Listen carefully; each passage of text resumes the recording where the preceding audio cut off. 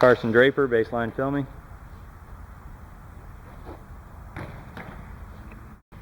Carson Draper. Thank you, sir. Camera first. Line up on that ball. One thing coming is we thought you were a little bit narrow. Your shoulders are getting wider, your legs are getting bigger.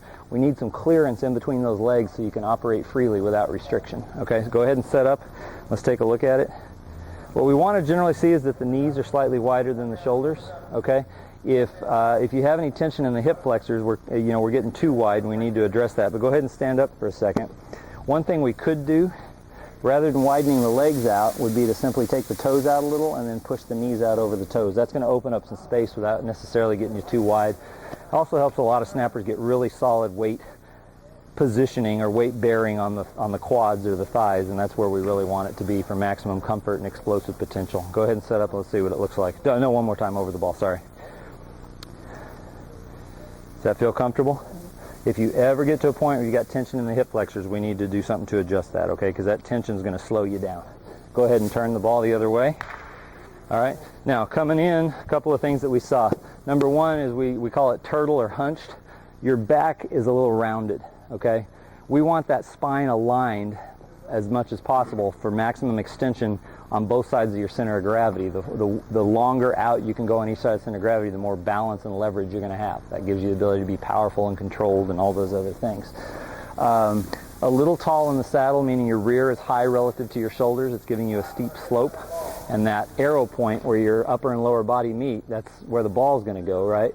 If it's pointed to the sky, you're going to have a tendency to snap high. So we need to level that out and point it straight at your target in the setup.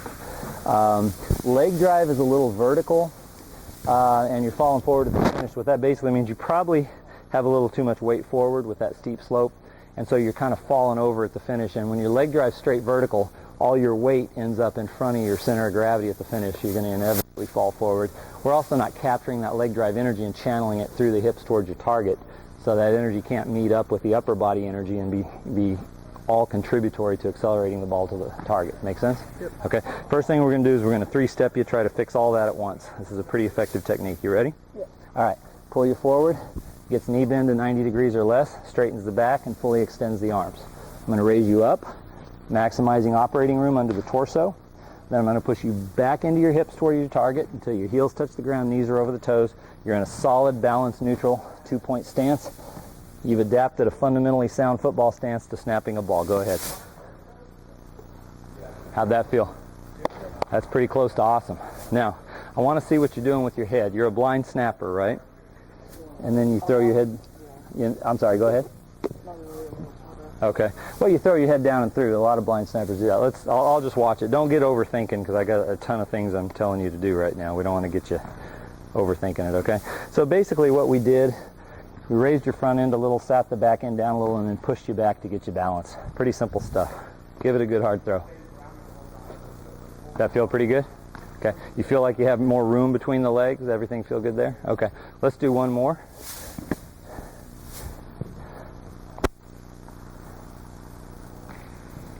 Okay, does that feel comfortable? We never want to get you flat-footed, but that looks pretty well balanced to me. Okay, not bad. Okay, now a blind snapper can do one of two things. He can either keep his head in the same place for the snap or throw it down and through. And a lot of people feel that throwing it down and through gives them a little extra oomph, or power into the snap. It's really up to you, but I noticed that you didn't do it as much that time, but the time before when you did, there was a lot more power and acceleration towards your target. So that's something to play with in camp and figure out what you want to do. We've straightened out the back. I think that looks pretty good. We're giving you better leverage, more explosion capability. We've got you set up pretty well. You have any questions? Okay, let's rotate you back in. Thanks so much. All right, Carson, just going to make sure you're set up right. Are we rolling? Okay, final filming. We raised the front end, got you a little better balanced, got your knees over your toes. Feel comfortable? Good explosive snap. Come on. That's excellent. How's it feel? Even though you were slightly off balance, you controlled it. Good job. Let's move it to the side. Okay. So you're a little off balance that last one. We'll just make sure you're perfectly balanced, okay? Lift the ball up, set it down, give it a good, hard, explosive throw. How's that feel? Looking excellent, sir. Good.